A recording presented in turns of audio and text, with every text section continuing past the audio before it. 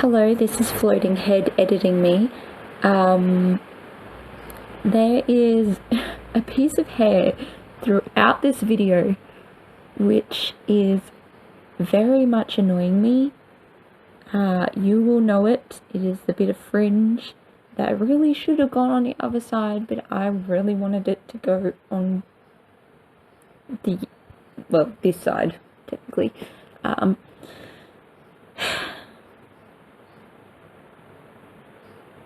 Hi everyone, I am back and I have a bit of a Halloween vibe makeup look today. I thought, why not?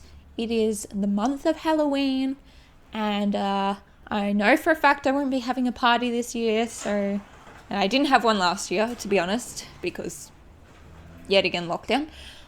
So I'm back and I thought, well, I'm gonna do a different makeup look. So for this video, I thought I would do another video where I talk about one of my favorite movies or a couple of my favorite movies from my childhood after I've rewatched them. So if you haven't already, please check out the video where I do in fact talk about, list all my favorite movies from my childhood. That would be good. It's not crucial to this video, but still. Please watch it. So that film is in fact The Haunted Mansion, which stars Eddie Murphy and was released in 2003. If you have watched that previous video where I listed all the films that were my favorites as a child, you will have heard me say that I wasn't sure if that movie would be any good anymore. Watching it back, it felt like it was probably a bit cheesy. And maybe very much of the era, and very much a kid's movie in general. And safe to say, I was pretty much wrong. I enjoyed it. I will actually get into that now, and go through the notes I wrote down during the movie to myself. Yet again, this is not a critical review of the movie. It's just me going through what I thought during the process of it all. So I'm here just to talk. The intro, which I like to talk about because it's the first thing you kind of see in a movie, gives you somewhat of the vibe, and it's just in general pretty good. This intro was good. It wasn't creepy, but it kind of went with the more fantasy theme, more storybook. That's kind of the feeling of the intro and the music that went along with it. I thought the intro was cool because it didn't feel overly long, even though it was probably on the longer side. I didn't time it, so I'm not sure. It, in general, linked the pre-story, I'll call it, a bit of the storyline that leads into the main storyline, I guess, within the credits. So it kind of goes through, I think, I don't know, it was centuries back, I'm not sure what era. There was a masquerade ball, and it goes through all that and what causes the next chain of events to occur. I kind of just put a woman was poisoned, it seems. There was a woman, you see, she kind of collapses on I think it was a couch or something, with a wine in her hand. So I assume she was poisoned. Then a guy, which we assume is her lover, carries her through the ball. Very much a fairy tale sort of situation, and then kind of takes a darker turn. I mean, that's pretty dark to begin with, but you just see him hanging from the ceiling after that. So he hanged himself because she died. Yeah. Bit of a Romeo and Juliet situation, except they're older. So moving on from that, we go into the main family, which consists of most notably Eddie Murphy, who is the main person I really recognize.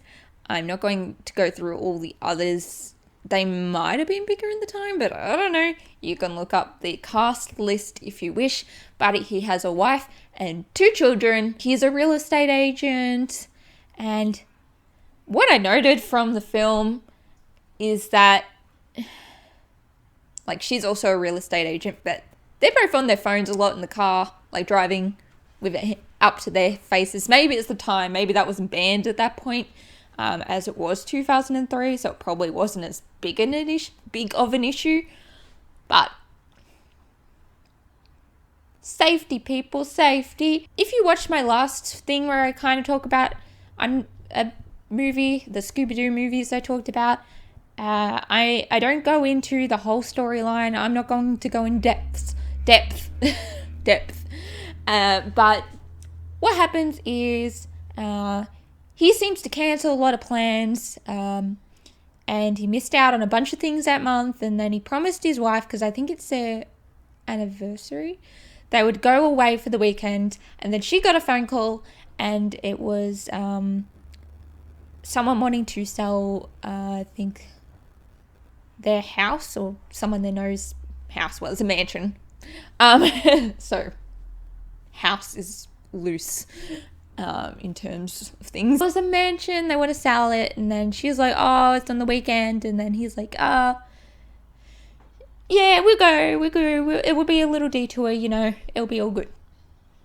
Famous last words, but whatever. They take the kids, they drive to this, like, kind of foresty area that's kind of dark and dingy, a little creepy. It's very miserable weather. It starts like bucketing down rain. I did note that it was a nice car. I think it was a BMW. What I noted from this point was I would be more weirded out than them if a gate at a creepy looking mansion opened up by itself when it had an old padlock on it. So they got to the place, they honked the horn, no one answered. They went to the gate. It's like this big cast iron gate, and it has a padlock on it, like an old padlock. So they can't really get in, and then suddenly they turn around to go back to the car, and then it opens.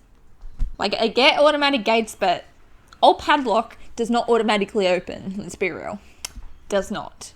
So I'd be weirded out, but like, she seemed a little weirded out, but not enough. Not enough, but whatever. He was just like, oh, cool, yay, it's open. Afterwards, once they got to the house, because they had to drive up to it, it's, a big mansion, it's got a lot of garden. By the way, there's like a cemetery next door, which I didn't bother noting because a lot of old places, like especially mansions, will have like a cemetery plot in their land of like family and so on. So, I mean, it's still creepy, but it's not that weird for an old mansion. But they got up to the door. Of course, the door was shut. No one was answering. And then it opened, which is less weird to an extent. It is an old mansion, though, and it was very dilapidated. So it's unlikely they have an automatic door. And it is an old door, so I don't know how that would work. I'm sure there's a way, but considering the gate situation, a little weird. It is a great old mansion. It is a mansion. It is old. Old mansions are, in general, pretty good. Pretty cool. Would I live in it? No. If it was really cheap, sure. But it was very ornate. It's a little rundown. Maybe it's not really that much. It's just a lot of dirt inside, especially in the entryway. A lot of dusting needed to happen. Very ornate, very dark. Not very homely. A little cold. You'd need a lot of heating, a lot of, probably not cooling, because I feel like it'd probably be alright during the summer. Could be wrong. If you're an expert on mansions and stuff, let me know if I am wrong in that aspect. So the butler he greets them. His name's Ramsley. Very butler name. He's played by Terrence Stamp. Now, I don't know that name just from the name, but I know him from his face.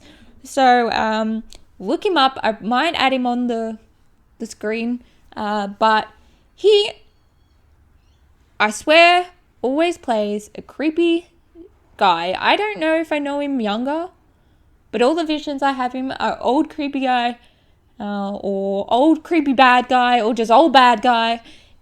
He's just never a nice character. I swear to God, he's always weird.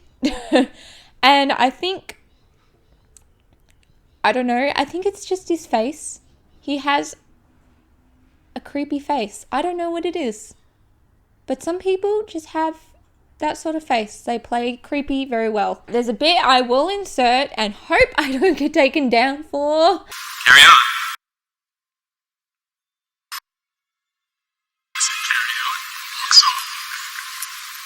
I would find that relatable. He was like a giggly little kid, which I enjoyed.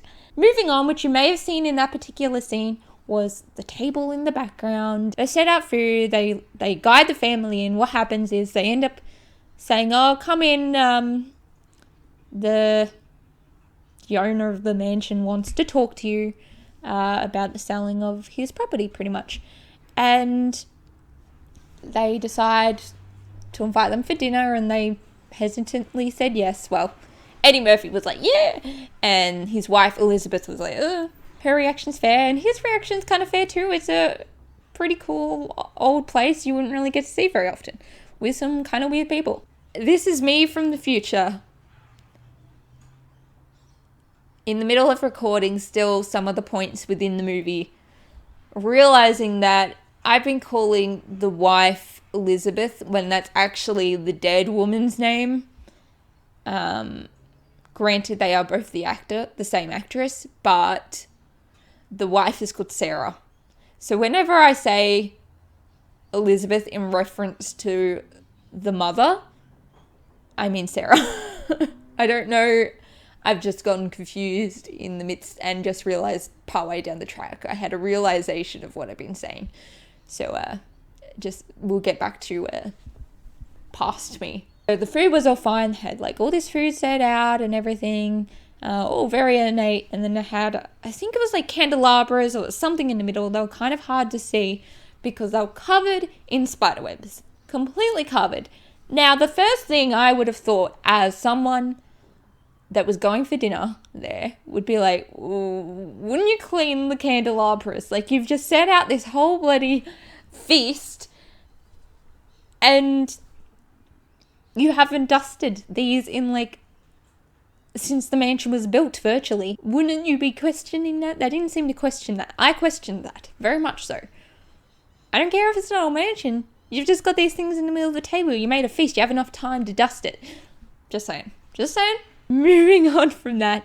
Eddie Murphy in general, at the start of this film, I get it's like a comedy fantasy sort of thing, and he's very much a comedic actor, and he's a comedian in general. As a normal person's standpoint, from my view of what I would be like, he should very much be more creeped out.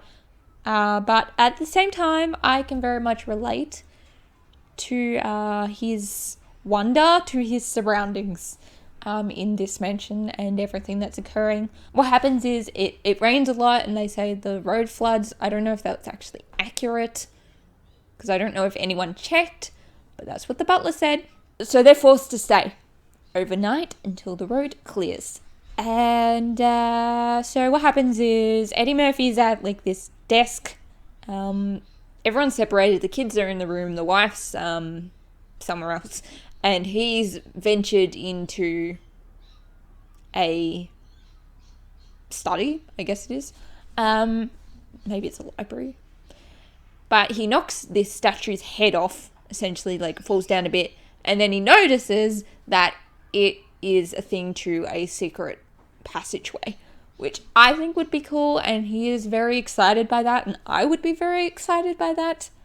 I want to find a secret passageway. I have not found a secret passageway, but it would excite me very much so, even if the place is a little creepy. So yeah, he spends a lot of time like fiddling with the head, getting it to open and close. So don't know if I'd do that, but I would probably be like, ooh, secret passageway. Which he also does. He decides, I'm going to go into the secret passageway, and then the door shuts on him. The guy that owns the mansion, who is called Mr. Gracie, by the way, he ends up talking to Eddie Murphy's wife. I just call him Eddie Murphy through the whole thing. He does have a name. I think it's Evan? Jim Evans. I literally stuffed up the name again, even though I had just looked it up. It's Jim Evers, not Evans. They are Evers and Ever and Evers Real Estate. I'm just going to call him Eddie Murphy because you all know. His wife, Elizabeth, starts talking to Mr. Gracie. I was going to call him Mr. Darcy, who was very creepy at the start. He was just a little, like, dark and just creepy vibes. Wore very old looking clothes, which is a little weird, unless you're dressing up for some reason, which they're not. At this point, when he's talking to her, he actually comes across as very nice and kind of sweet, proper, honest and open, kind of, and well, to an extent. Maybe that's because he's, which you will find out later, so I'll just mention it now. Elizabeth looks like his dead lover, so he might just be nice to her in general because he liked his dead lover, but she's dead. Meanwhile, Eddie Murphy is in this secret passageway and he's walking around, and then there's this door. It's a wooden door, and it's like, essentially it looks like it's breathing. It's swelling in and out like it's breathing. I will insert the clip, which I found kind of funny. This must be termites. Some big ass termites, that's all. Eventually, I don't remember what happens, but the door opens. He ends up in the room, which that door was swelling from, breathing, whatever it was doing. And there's this dark room with kind of like light filling dimly in the center. And there's a old phone on a stand in the middle of the room that's ringing. Now, including all the other factors within this situation leading up to this, that would very much weird me out. And I think at this point, he is finding it a little weird. I think the door breathing kind of creeped him out. There was a phone ringing, right? So he answers the phone. Don't know if I'd answer the phone. It's not my phone. But he answers, and then there's like Ramsley on the other line who doesn't say anything. He just hangs up. So a little weird. And then behind that is kind of like a mirror, as I'm looking at now. Behind me is also a mirror. Flashbacks. He's kind of looking in the mirror, everything's normal, and then he kind of, I think he looks away for a bit, and then back, and then he's like, looks like he's a corpse sort of thing. Not great effects. Was a little bit hard. He looked kind of crumbly, but yes, he looked dead. Obviously, that freaked him out. By this point, I think he's like, I'm hallucinating.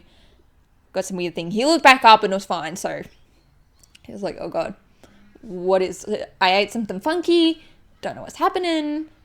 I guess I'd be kind of thinking that, but at the same time, I'd be like, I'm out of here. I don't care. Like, I'm gone. One note I made is there was a maid and I don't know what to call the other guy because he's not the butler, but he's like, maybe he's a butler. He's not the head butler. Maybe he's just the other butler. I'm not 100% sure, but he's there. I noticed that the maid was nice, and I don't think I noted this down, but later the other butler man, I'll call him, he was also nice. They were both nice characters. They were good. They weren't creepy. So, always good with that. Next thing you know, I think this is in a different room or something. There's a crystal ball in the middle of the room. He kind of hears someone talking. He doesn't assume it's the ball in the middle of the room, which I don't think he knows it's a crystal ball at that situation, at that time, sorry. And then he finds out because the head was on the other side of the ball from where he was, and she like floats around, whatever crystal ball people do. I think she was called Madame Leota, and he is like, oh, he kind of was a little freaked out by that. And then a chair comes in from out of the room. It's an old looking chair, and it's like slides behind him and then like forces him to sit down, and he can't get up. And I thought that was pretty cool effect. I know it's not a new thing by any means, but it was pretty good. The effects in this movie weren't bad, considering like some of the other effects I've looked at. Like the Scooby-Doo movies, they're a little questionable. This wasn't too bad. Not the best, but as a comedy too, so you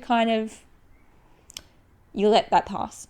I will insert another clip that I thought was funny. I am seeking a way out of here. Then you must look within. I don't want to look within. I want to look without. Are you deaf? I thought that was good because I feel like that's what I would have, maybe not, I might not have said that, but I would feel that in my bones. And then there's a moment where he kind of floats up on the chair with the table and the crystal ball and everything. They like start spinning.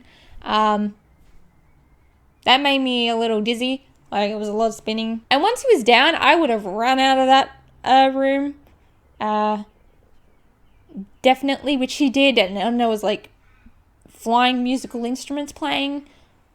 Which, yeah, a little weird now you look at it. I would have run out of that room too. I would be out of there. I might have been out of there before that, but by then, definitely out of there. And after this, we flash back to Elizabeth with Mr. Gracie. And at that flashback, he's not so sweet in that time. He kind of goes all creepy again. He's talking about his wife, who apparently took her own life via poisoning. And yeah, he's just not so sweet anymore. He kind of goes back to creepy. I guess the thought of his wife killing herself made him creepy, which, fair. Anyway, he starts talking to the kids, who, by the way, ran into the maid and the butler guy, and they pretty much tell them that the Gracie, I'm like, Mr. Murphy, no. Mr. Gracie wants Elizabeth, like their mum, and Eddie's wife, to be his wife. He thinks that she is his dead lover. They weren't married. They were going to, and he asked her to marry him, I think. Yeah, and then killed herself. Harsh. Very much harsh. Doesn't bode well for the marriage. I don't know why I would think that she would marry him now. So they kind of tell him that once they find out, because obviously they were seeing weird shit as well. And then they find out that the butler guy and the maid were ghosts or are ghosts. And then they kind of show him Eddie, and he thinks he's hallucinating. And eventually he believes them and their story. And once they mention his wife, then he's like, oh, hell no. And yeah, they end up going back to the crystal ball because they find out the crystal ball is probably useful. The whole part where they go back to the crystal ball is a pretty good scene. Like, finds out that he's Mr. Gracie is, in his words, wanting to get jiggy with his wife, which I thought was amusing, especially for, I think, a kids movie. Is it technically a kids movie? I don't know. I always think of it as a family movie, and I'm pretty sure it's considered a family movie, so I thought that was funny. That is a whole good scene, so I'll try and insert it.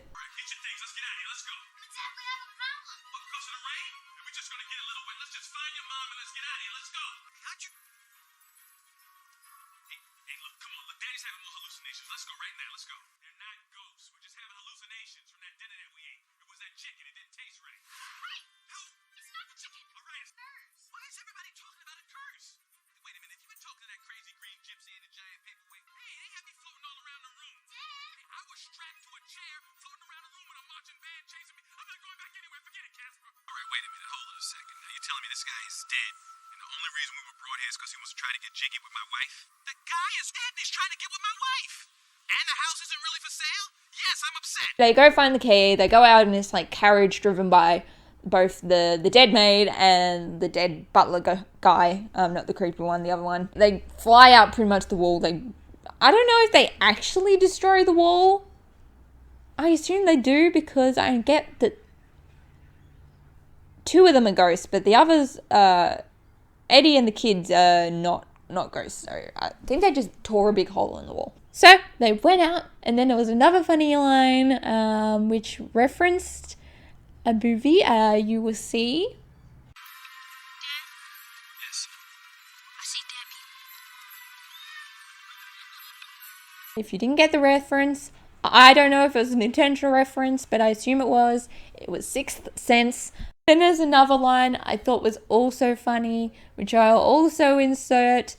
Yet again, I hope I don't get taken down for this. Can they see us? No, of course not. Yes, I can see him looking at you right now, you stupid head. I could swear he was looking right at me. He's psychic. Now there's a part. There is a part which is like so nostalgic in my mind. I remember I felt like that was such a big part in the film as a kid. And they're not really, but it was ingrained in my mind. And that was the singing heads. There were a bunch of men statue heads things. And they're sitting there and they sing. They sing. I don't know whose idea it was. Like, they came up with some odd ideas in this movie. And I'm all for it. I am all for it. Camera was off on an angle. I don't know if that just occurred because I had to plug in my laptop. And I had to go around behind the camera.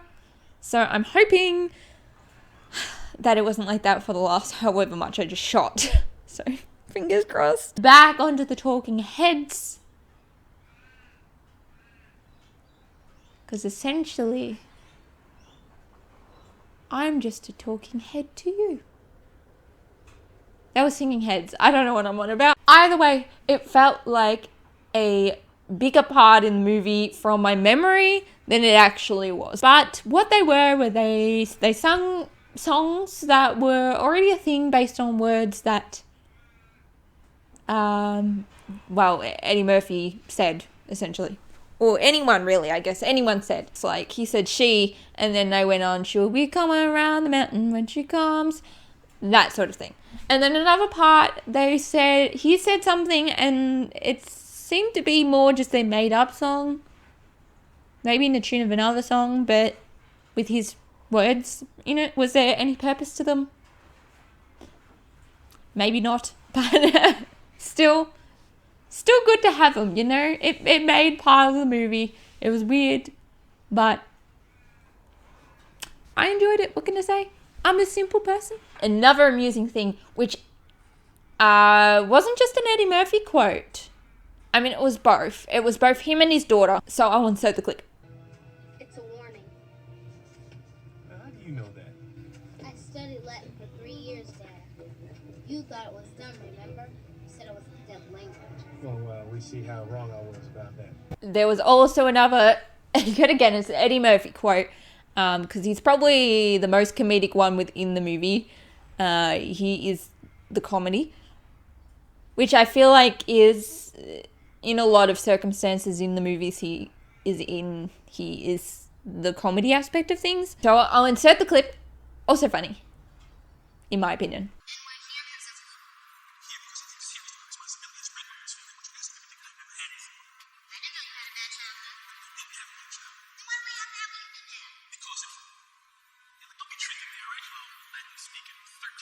So what happens is they end up at a mausoleum, they're looking for the key, and then there's some like zombie things that emerge from within, and they did a pretty good job with the zombies. They weren't bloody looking or anything.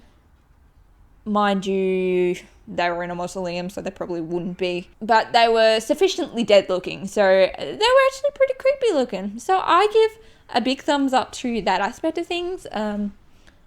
There's some movies, I'm sure, that just don't do it very well. Thing with the zombies.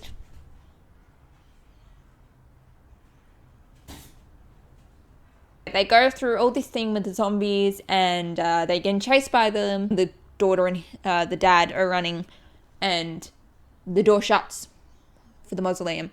And at the start of the movie, which I didn't mention, and maybe I should have mentioned, there was a scene where the son's like screaming because there's a spider in his room and he's scared of spiders. Now, Eddie Murphy comes in and is like teaching him how to, toughen up, I guess, and just whack the spider. So get over his fears, and he's like going through this whole thing. What happens is he doesn't end up killing the spider. The sister comes in and does it because she's sick of it, and she was very sassy with it. Very much I think she's 13-year-old. We go through this, and then we get to this scene where the door shuts, and then there's all these spiders, because the son's on the other side of the door, he's outside the morgue, the mausoleum. A bunch of black spiders, they're not overly big, but they're big enough, are swarming all over the door. And to be honest, even me, like, I'm not going to willingly put my hand in a door full of spiders. A little weird for me to do that. Some people I'm sure do, but I still don't like a bunch. I like to know where things are. I will pick up a spider, but I don't want to lose it. Partly because I don't want to kill it, and then I don't want it to scare me by suddenly showing up somewhere. It's just my thing. It's probably normal, I don't know. So this kid is like, oh god, there's spiders all over the door. And then Eddie Murphy pretty much goes through the similar sort of speech of like, you can do it. I'll try and insert both as comparison clips.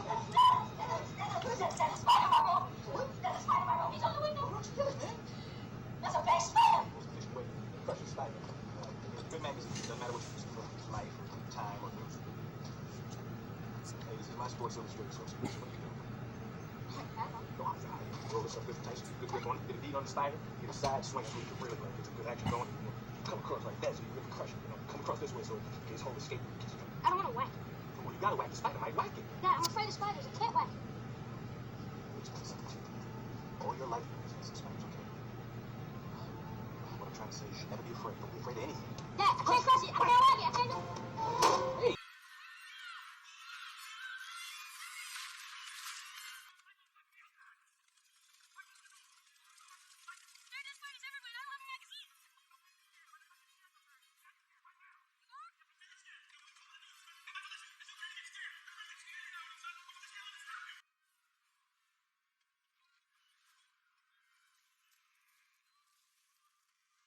I thought that was a good tie-in to the spider scene at the start, as it wasn't just a comedy moment, but a developmental point for one of the characters. They get the key, they go back to the crystal ball, and she's like, okay, now you've got to open the chest. Which he's like, well, you didn't say there was a chest. I thought it was for a door. You said there was one step. This is the step. Or one thing, or whatever it was. And anyway, she was like, look, I don't make the rules, okay? I just work here. And then there's another moment, because the crystal ball is also I would just call it the crystal ball. She is also one of the comedy aspects of things. Like, she's a little weird at the start. Like, she's used as one of the creepy aspects in a way. But she becomes more of the sassy, comedic ball person. I don't know. And she says, please don't drop me. I'm fragile and very fragile. Don't talk to me about being fragile. I don't want to feel fragile right now. I like the exchange between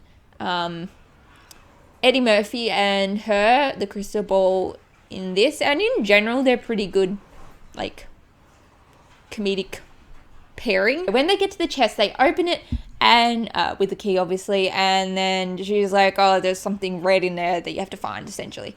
And so he finds a red envelope with a letter in it, and he opens it, and that turns out to be the real letter from what's her name? The dead woman. the dead lover. I just went through a moment where I found out that Elizabeth, I've been calling the mum Elizabeth when she's Sarah. Elizabeth's the dead woman.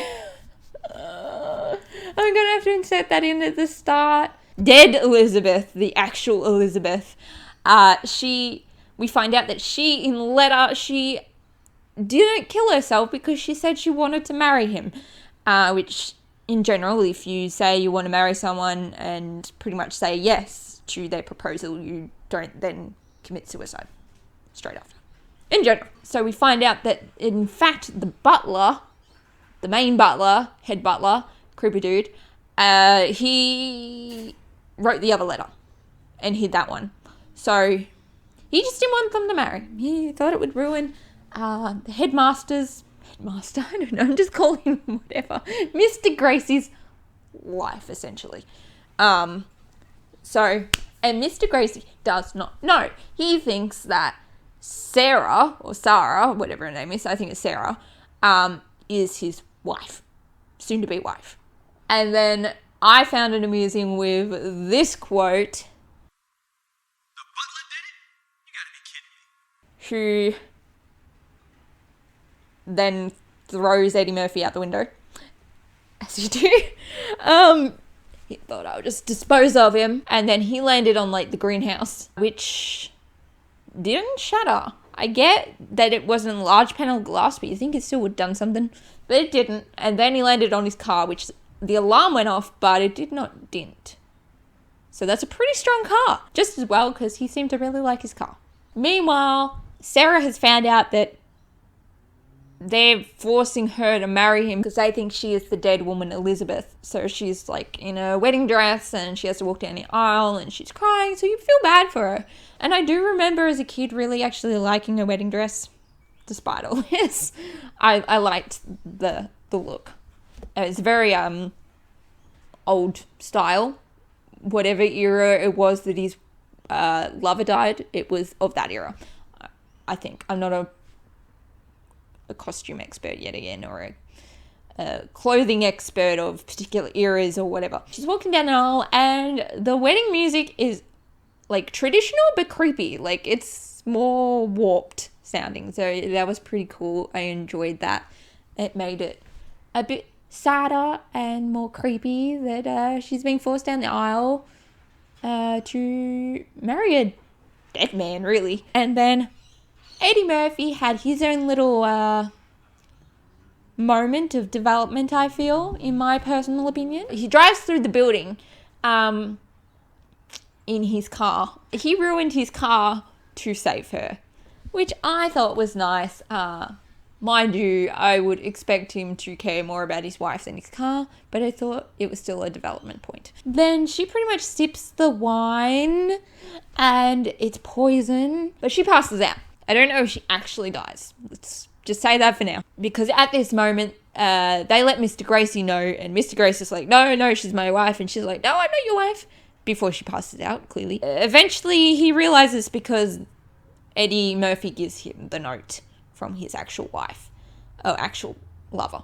And then he's like, pretty much, how could you? Then, in a turn of events, Butler guy gets kind of dragged down to hell.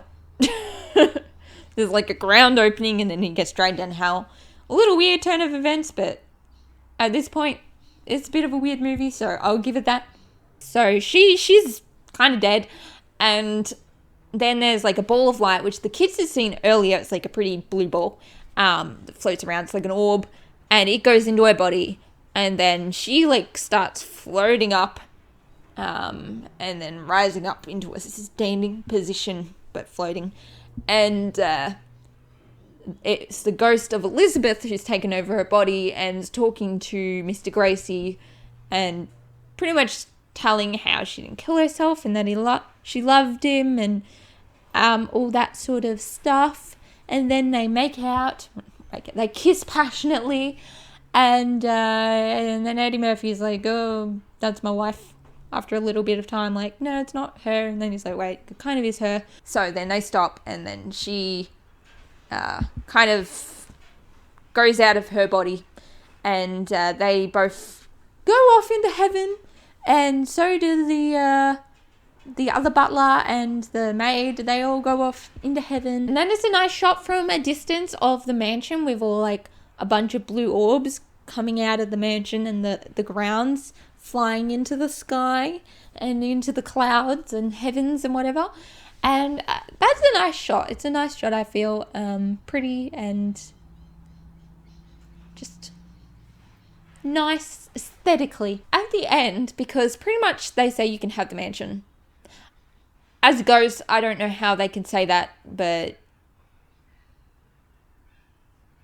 they do somehow. I don't know how that works. They gave them the mansion despite that they're dead and probably don't have any legal documents, but they get the mansion to do as they please with everything in it, and the big hole in the wall couple holes in the wall probably now. We have a shot of them, the family, driving off in the car with the crystal ball, which I get taking it. And they also take the singing heads, who are singing along as they're driving on the roof of the car. Which I guess they're kind of cool.